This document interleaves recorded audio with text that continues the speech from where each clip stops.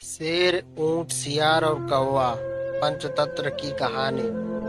एक वन में मधोकट नामक सिंह निवास करता था।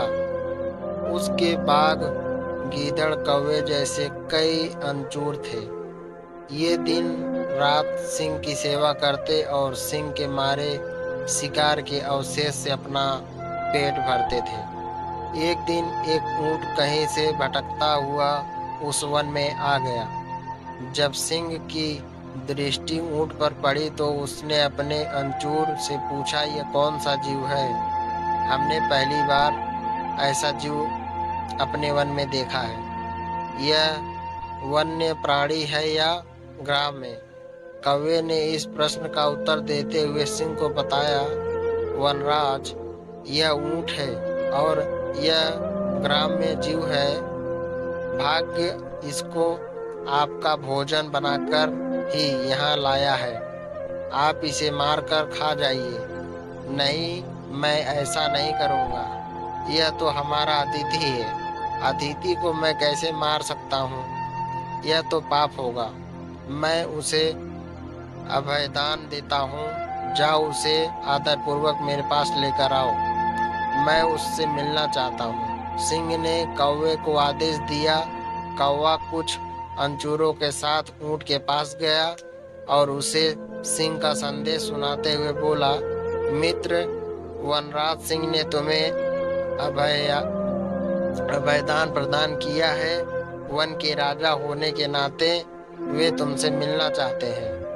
अभयदान की बात सुन ऊंट, कौवे और अन्य अंचूरों के साथ सिंह के पास आ गया। सिंह ने उससे परिचय और वन में आने का कारण पूछा तो ऊंट दुखी होकर बोला, महाराज, मेरा नाम कथन कथन क है। मैं अपने साथियों संग भ्रमण करते हुए वन में पहुंचा और उनसे बिछड़ गया। अब मैं यहाँ अकेला रह गया हूँ। उसे दुखी देख सिंह धीरज बांधते हुए बोला, तुम हमारा अतिथि स्वीकार करो।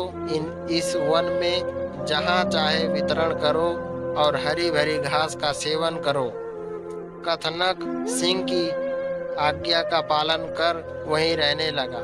दूसरी भरी घास खाकर वह कुछ ही दिनों में पुष्ट पुष्ट हो गया।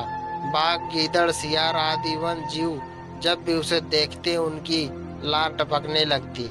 किंतु वो वन के राजा सिंह के आदेश के सक्षम विवश थे। एक दिन कहीं से एक जंगली हाथी वन में आ गया। अपने अंचूरों की रक्षा के लिए सिंह को उससे युद्ध करना पड़ा। दोनों के मध्य घमासान युद्ध हुआ। युद्ध के दौरान हाथी ने सिंह को उठाकर जमीन पर पटक दिया और अपने नोकीले दांत उसके शरीर में गड़ा दिए। इसी तरह सिंह युद्ध में विजयी हो गया, किंतु वह बुरी तरह घायल था। घायल अवस्था में उसके लिए शिकार पर जाना दुष्कर हो गया था, जिससे वह स्वयं तो भूखा रहने लगा, साथ ही उसके अंचूर जो उसके शिकार के अवशेष से अपना पेट भरते थे, वे भी भूखे रहने लगे। अपनी दुर्दशा देख और अपने अंचूरों की परेशानी देख सिंह दुखी था। एक दिन उसने अपने अंचूरों की सभा बुलाई। सभा में सबको संबोधित कर वह बोला, अंचूरों, मेरी अवस्था से आप सभी अवगत हो। मैं चाहता हूँ कि आप कोई ऐसा जीव तलाश करो जिससे मैं इस अवस्था में भी मार सकूं। इस तरह हम सभी की भोजन की समस्या का निवारण हो जाएगा। सिंह की आज्ञा पाकर सभी अंचूर विभिन्न दिशाओं में शिकार की तलाश में गए, किंतु किसी के हाथ कुछ न लगा। सबके हाथ हताश होकर लौटने के बाद कौवा, गीदड़ और बाघ आपस में मंत्रण करने लगे। उनकी दृष्टि कई दिनों से कथनक ऊंट पर थी। मित्रों, कथनक इस वन में रहकर कितना पुष्ट पुष्ट हो गया है, जबकि उसको देखता हूँ तो मुंह में पानी आ जाता है। तुम लोगों का क्या विचार है? क्यों न इसे ही मारकर अपनी भूख मिटाई जाए। इधर उधर भटकने का क्या लाभ?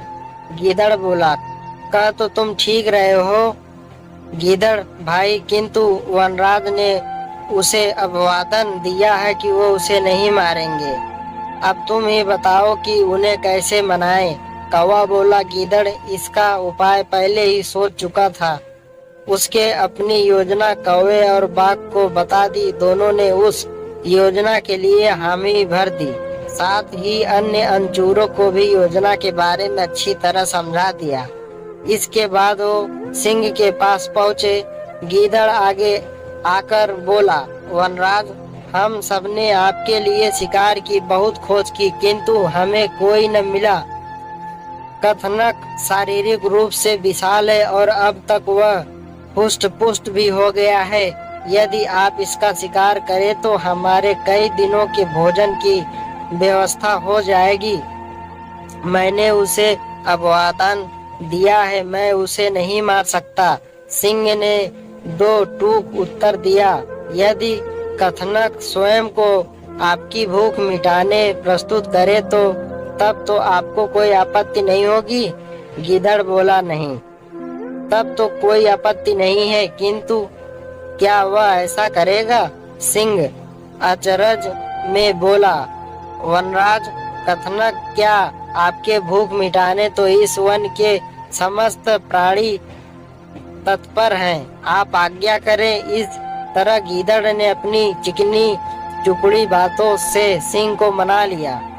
उसके बाद वह कथनक के पास पहुंचा और उसे बोला, शाम को वनराज ने एक सभा रखी है जिसमें तुम्हें भी बुलाया गया है।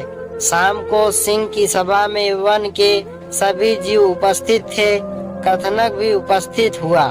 गीदड़ ने भरी सभा में कहा, वनराज, हम सभी आपकी अवस्था देख बहुत दुखी हैं। आज हम सभी यहाँ उपस्थित हुए हैं ताकि आपके भोजन के लिए स्वयं को समर्पित करें सके।